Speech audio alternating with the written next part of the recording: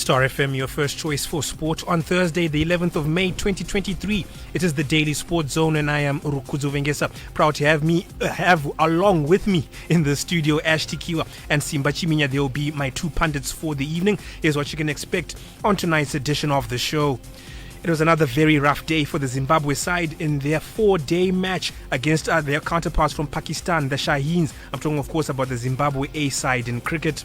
We will then discuss if Bata Stadium in Gweru was prematurely homologated by ZIFA and why other grounds haven't been given so much grace this season.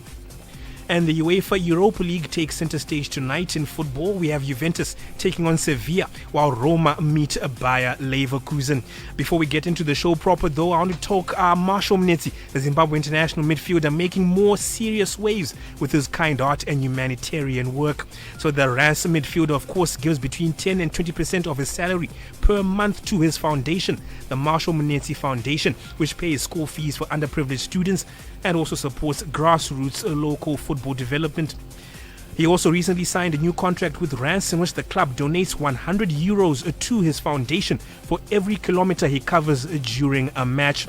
FIFA Director Member of Associations as Africa Gelson Fernandez, as well as Head of Development Programs Africa Solomon Mudege, recently visited Mnetsi at his base in Rance to deliver a letter from the FIFA President himself, Gianni Infantino, which in part hailed this magnificent initiative for Zimbabwean youth and his exemplary commitment to fight for a better world. Simba, we have to talk about Marshall there. He's doing some incredible stuff off the field of play. He's been increasing his profile on the field, but in France, in terms of his work with his foundation there, it looks like he might be in the running for a FIFA Fair Play Award. Yes, indeed it could, because it doesn't come bigger than this when you're also doing something for the charity and giving something to people where you come from. And I remember when he started this with one Pastor Elliot from Mabuku. He's been doing quite a lot of initiatives for him and helping him do, and you always say that he had this passion to help others, and these are the kind of stuff that our players need to do, and as an example of what a foundation is, because at times you find our players try to set in the foundation after retiring, but then you need to get your money to kickstart or to have the operations of the foundation from like the club that you'll be playing for. Now FIFA coming in, you never know how other people are also going to come and chip in, especially the corporates. Ash, your thoughts on what Marshall is doing off the field of play? Yeah, I mean it's amazing, because the first time I think a player's employer is actually partnered and say, okay, we are not just going to match your contribution. We say, I mean, they pay his salary, they pay him to play, but now they're saying in addition to that, every kilometer you run, we are going to donate, what is it, $110 I think per every kilometer as well. Yeah, which is good. It's different from, he's not the first one to have a foundation. Marvelous Nakamba has one. I know Kamabili had one as well. They do try, even as active footballers as well, but I think with Mashi, this one just touched even his team, and to actually negotiate it in the clause in your new contract, I think that's something special. So FIFA for me, I think this is a job well done for them, because this one is unique. For the club to say we are partnering what the player is doing, his own initiative, it's not a joint thing, it's not an idea from the club. It's Mashi who's been doing this for years, and Rance has said, yeah, this is good, so good, we will partner and pay and donate as well for your performance as well on the pitch. Certainly, this is something to be applauded in terms of Marshall Mnetsi's work off the field. Let's not forget he's also a member of the FIFPro union, of course. That is the union of professional footballers. He's also having a lot of work to do there, not to mention increasing his profile on the field of play. That new contract with Rance also giving him some job security in one of the top 5 European leagues. So certainly a very quality player we can be proud to call a Zimbabwean. Your views and comments always welcome on our WhatsApp platform as we continue with the show. That's 0775 897 897. I want to hear your thoughts on the never-ending stadium issues in this country, as well as your feelings on this past week's Champions League action. Last night, of course, we saw Inter Milan taking a very strong grip on their tie with neighbours AC Milan. I'll be going through some of your messages later on. For now, let's get into the local news. Today's local news on the Daily Sports Zone. We start off with cricket very briefly. It was day 2 of the second 4-day match between the Zimbabwe A side and the visiting Pakistan Shaheens at Kwekwe Sports Club. A tough day for the hosts again, and so the visitors began the day on 115 for 1. They steadily built another massive first innings score of 461 for 8 at the close of play. That's now a lead of 298 runs. They were led by Hasibullah Khan, who scored 111 not out, so he's still at the crease, while Hussein Tulat added 74 runs. For Zimbabwe, our best bowler was Tanaka Chivanga with figures of 3 for 83, and Victor Nyauchi, he took 3 for 113. But it has been a serious toil once again for Zimbabwe taking on the Pakistan A side. So of course it shows that we still have plenty of work to do in terms of cutting the gap to the very biggest cricketing nations. On to our main football discussion of the evening. So less than a week after hosting its first Premier Soccer League game of the season, Bata Stadium in Gweru and the local authority are coming under fire for the perceived poor state of the facility. So Bata is home to newly promoted side Shesham, and after initially failing to pass a pre-season inspections by the ZIFA First Instance Board, the ground was finally given the go-ahead last week to stage last weekend's game between Shesham and league leaders Highlanders. Boso players and staff, though, were left thoroughly unimpressed with the pitch, calling it hard and uneven and likely to cause injury. Or there were also some complaints from fans attending the game because they had to sit on makeshift dirt terraces or ridges, I think you can call them more likely, instead of the usual or concrete. Ash, we'll start with you. Was this homologation rushed? Because many people are now coming up to say, why were they allowed to host a match when their terraces, the facilities for the fans are not yet ready? And then you compare with stadiums like Rufaro or Nyamunga who have been condemned. It's when you say rushed, I'm struggling here to say, was it premature, because Shesham needed this ground at the start of the season, and we got to week 8. So to say it was premature, look, they needed the money. That's number one, and to host Highlanders, the log leaders, I think this was the game. There are probably 2 games where you can actually make money, Highlanders and Dynamos, and especially close to Blawa and Gweru. The Highlanders are the league leaders, and you can get 8,000 is the capacity, and it looked almost full. I don't think there's another team that can come there and command such a following aside from Highlanders. Maybe if Dynamos are winning in the second half of the season, maybe they can eclipse that. But so there was pressure for Shesham to host Highlanders. From who? On when we talk from a business point of view, that's what I'm talking about as well. Okay. Shesham has poured in a lot of money. They've invested in Bata Stadium. They've invested in their own team as well. They look good. Sometimes you look at them in the outlook, they don't look like a newly promoted side. They look like a seasoned side as well. So there's a lot of money that has gone into that as well. So I understand, the pressure that they had from a business point of view to host Highlanders. The thing about it, though, is you need to be fans at the end of the day. I think you need to respect them. They even after this happened, I didn't see any remorse. There should have been a public apology, in my view, to the Bosso fans, to say, yes, you paid your $2, your hard-earned money, and you paid for a quality service, and we didn't deliver that. Right now, I know Shesham is actually working at Bata Stadium. They're saying work on the terraces has continued. They said something, I think, in the H Metro about this is just a week's work to put some concrete on those ridges, on those terraces, which they probably should have done, or maybe open a week later when you put in your concrete. That's exactly what I'm talking about now. But for me, my problem is the ZIFA First Instance Body.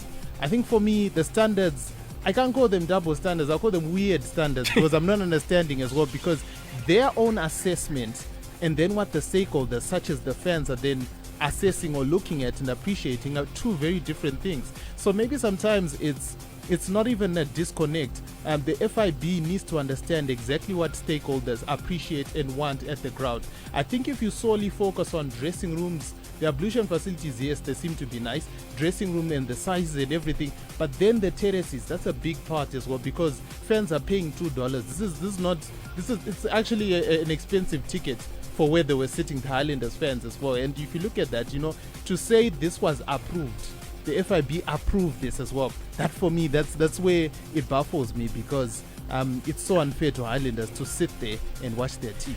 Simba, your namesake Simba Ndoro, who owns Simba Bora, of course, he's been putting some money in trying to refurbish Wadzanai Stadium in Shamva there. How will he look at this and say, I'm still working on my stadium and I'm still not being allowed to host? Is it just because Highlanders are coming to town and Shesham were allowed to host it better? The double standards. Ash doesn't want to use double standards. I'm going to use double standards because for me it's clearly favoritism of a kind. Why has Simba not been allowed to host matches at their preferred Wadzanai Stadium in Shamva then? Yeah, it's a good question, because we also need to ask that question to the first instance body, because for me, I think when they are looking at that, they are looking at the minimum standards. But again, looking at the minimum standards, it's all about, firstly about the turf. Can we have the turf that is in good conditions so that games could be played? And when Ashi spoke about the business point of view, but I also look at, even the investments that these clubs are putting in, the 4 teams that, are playing home away from home. Because you look at Greenfield, look at Simba Bora, look at even ZPC Kariba. These are the teams that are now, look at where they are in terms of the log standings. They are down there, and just imagine for Simba Bora, for Greenfield, you put a lot of investment, even if you're going to be allowed to play, say, during the second half of the season or towards the end, and at the end of the season you're relegated, but what would have you done in terms of investment? So that's, at the end, you find a situation whereby, the owners of the team will just fold after relegation. And I think, looking at the minimum standards and looking at these stadiums that are also being homologated, I felt that, some of these stadiums like Wadzanai could have been allowed to host games. Even the Greenfield Arena should also have been allowed to host games, because at the end of the day, these teams are suffering double, if not triple, because you also need money to travel. You also need money to put into investment so that you meet those minimum standards. At the end of the day, we are losing people who should also be employing more towards football development. Yeah, and just to add on, I think they are getting a bit too excited. And maybe who's they? FIB, the ZIF. It starts with words like homologate. I think such things are just silly. See, the first time it was done, someone wrote an email. It was a very learned guy. He actually posted all his achievements there on that email as well. Homologate is a simpler word. Approve, confirm, ratify. Those are simple words as well. That's what it means as well. So sometimes I think we're getting carried away with the standards, to say we want to match CAF standards. We know where we are as well with our league. Sometimes I actually feel the PSL, if there was a way, the PSL should take control of everything to do with the PSL as well, not Zifa to step in, because it seems to be killing the brand, because PSL understands how much these clubs have invested. They know who has money right now. I mean, we'll get to a stage, it's been happening. That's the cycle of life. Some of these guys with money, years to come, after investing so much, they won't have any more money, sometimes they need a return. You need to help them out. It can't be punishment on top of punishment, for some of these investors, so I get what they're doing at Bata Stadium in Guero. It's a huge achievement to get to where they are. I hope one day they will apologize to Highlander supporters, because they owe them an apology for making them sit there. But the work that they've done as well needs to be complimented. For me, you cannot put in a standard where you've not invested. I actually feel some of the standards that are lasting and that help as well are those you've invested in. Ziv has not invested a single dollar in these, but they are the ones who go there and say, we have standard A to Z. Sometimes you just need to compliment the efforts. If you can't, then compromise and allow them to move forward with their work. Your messages on the WhatsApp platform, plenty of people talking about this issue. Hansi, Baba Vale, New Cranborn, Hansi Iro Ground Hero is not up to standard. There is favoritism for sure. Let's have a fair play. And then another one here, accusing Zifa of some nefarious activities. I'm not going to go too deep in that. Dennis Mizi from Mulayo, not happy with the homologation of Bata Stadium. I'm sure you are a Highlander supporter. Then Hansi, you're saying, why Shesham? Vasingashandise Mkoba Stadium ngavasadaro guys, tine mastadium akatonaka akarambidzwa kwakubvuma Bata dewa pabudiriro there. Also talking about this. And then another issue, someone here on the issue of Mashi Azimunetsi is a good example of real ambassadors of our country. Thumbs up to the young man. May the Lord God bless him abundantly. The Super Green coming through there. And the issue of Denver Mkamba receiving money from Dimare fans is not an issue. I see nothing wrong with this. There's that's extrinsic motivation at its best and will push the other players to do better and be recognized as well. Go Denver, go. Teacher B in Bonda mission there. And then last one for now, and well done Marshall Mnetsi for the wonderful initiative. Tendai Mablango in Kwewa in South Lee Park. This is the Daily Sports Zone. Star FM, your first choice for sport. So an update on the big Harare City Football Club news that came out earlier this week. The City Council have now rescinded their decision to suspend funding of Harare City Football Club after holding a meeting with the ZIFA Northern Region leadership yesterday. So Harare Mayor Jacob Mafume on Tuesday had announced the suspension of the sponsorship, but yesterday assured the Northern Region leadership that the team's participation in the league will not be affected. The club board, led by Chairman Alois Masepe, remains dismissed though on allegations of embezzlement and personalizing the club. Northern Region Chairman Martin Kweza was relieved with the turnaround, and he said the Harare Mayor also assured them that they're working on renovating Dzivarasekwa Stadium for use by Division 1 clubs. Happy as the leadership because the decision that we had was going to affect the league in as far as the smooth running of the league is concerned when it comes to fixtures, and also it was going to affect players big time. Remember, City of Harare has contracts with a number of players.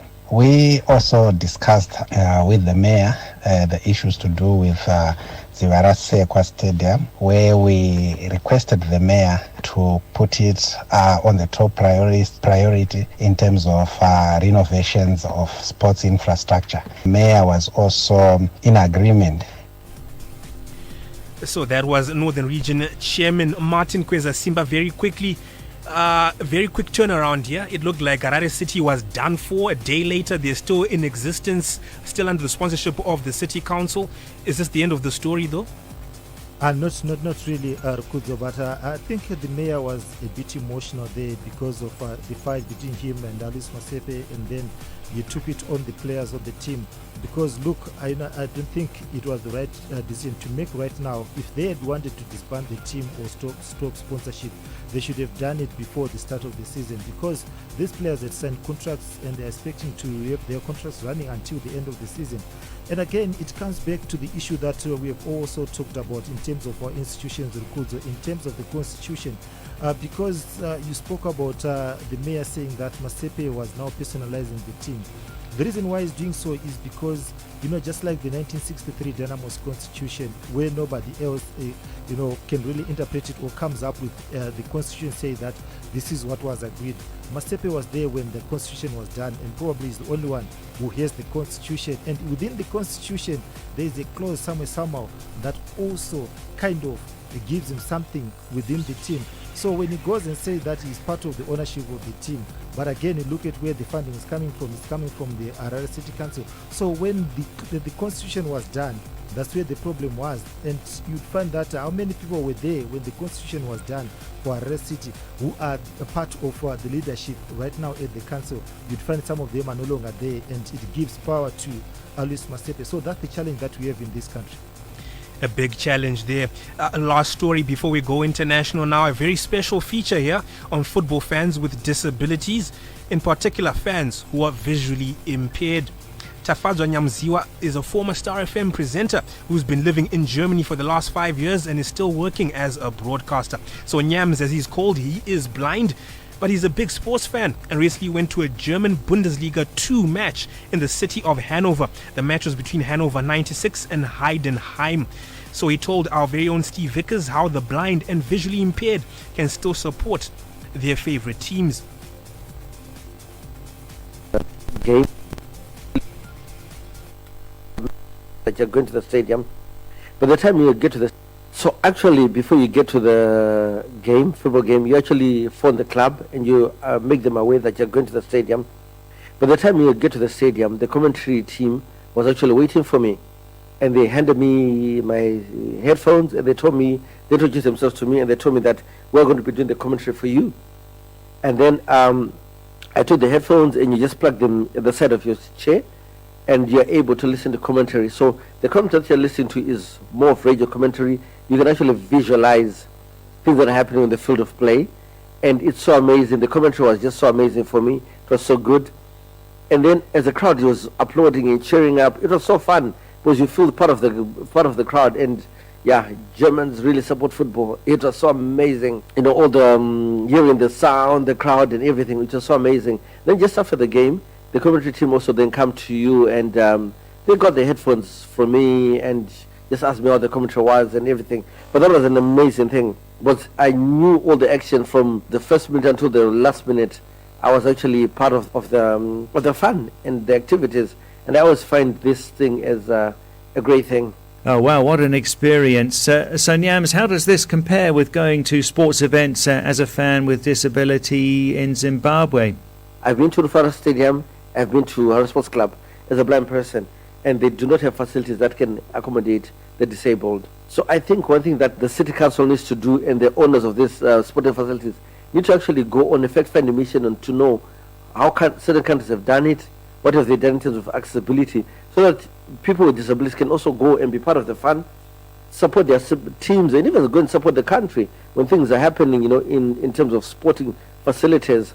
I think it's something that can be done anytime. Right now with the whole issue of stadium renovations, it's something that they need to actually include and make sure that those infrastructure is available for persons with disabilities in terms of for sporting facilities. It's something that the city fathers in different cities need to be able to do, to make sure that that infrastructure is actually accessible to the blind. So they've got much to learn, but I believe it can be done. Because for me, the whole stadium, from the moment we entered the stadium until we left, everything was accessible. There were ramps, there were steps. You had an option to go through the steps or the ramps, and even the entry where I entered the stadium with was an entry that was really reserved for persons with disabilities. That was Steve Vickers getting us a very good interview there with Tafadzwa Nyamziwa, a former Star FM presenter who now lives in Germany, letting us know how they managed to handle visually impaired fans who can still go to the stadium and take in the match just like able-bodied persons. Big thanks to Steve for getting us that interview. Before we go international, some more of your messages on the WhatsApp platform. And the Rondex and Stonebridge High Sports team, can you see the English Premier League seems to reject some players who go on to make impact in Italy? You're talking about the likes of Edin Dzeko, Henrik Mkhitaryan, Olivier Giroud, and you hope that Inter Milan will win the UEFA Champions League. And then Hianzi, our grounds need a seriousness. Babatalita Guatizo in DZ, and then Hianzi, Highlanders fans should get a refund like what Spurs fans did, or what Spurs the club did for their fans at Newcastle. Ash, a refund. Is that even possible? A public apology full of sincerity and a refund. Yeah, they need that. This is World Sport on the Daily Sports Zone. All right, let's go international now very quickly. The second-tier Europa League reaches the semi-final stage tonight. Record Italian champions Juventus host six-time tournament winners Sevilla in Turin in their first leg at 9 p.m. The same time as legendary manager Jose Mourinho leading his Roma side against German unit Bayer Leverkusen, now coached by former Mourinho player Xabi Alonso. Ash, for you, are we looking at anything other than an all-Italian final here? Juventus-Roma? I don't know. Don't write off by Leverkusen. I like the way they play. Roma, Roma. You know.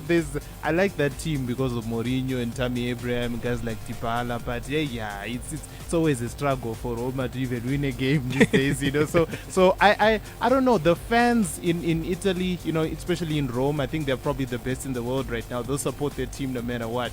But yeah, I'm actually leaning towards Bayer Leverkusen getting to the final, maybe taking on Sevilla. Oh, so you're actually going the other way around. Yeah. The other way around. Simba, let's talk about last night's Champions League action. Still on the subject of Serie A clubs, we watched a Milan derby, the Derby della Madonnina as it's called in Italy, between Milan and Inter.